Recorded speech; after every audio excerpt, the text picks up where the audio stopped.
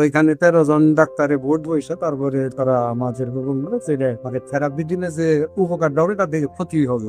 চিন্তা করলাম যে এইভাবে বছর বছর যদি অপারেশন করে তাহলে তো আর্থিক দিক দিয়েও সমস্যা, আর রোগী তো আর কয়বার অপারেশন করা সম্ভব। পরে এর মধ্যে আমি যেমন এই যে আপনার এখানকার ওই মোবাইলে একবার দেখছি যোগাযোগ এইখানে একবার আসছি। 6 মাস ওষুধ খাওয়া শেষ হয়েছে। এই যে গত জ্ঞান পরীক্ষা করছি আল্ট্রাসাউন্ড করছি, ওটার এই নাই। আর এই মাছটা আমাদের ফ্রিজে পাওয়া যায়, নর্মাল রিপোর্ট আছে।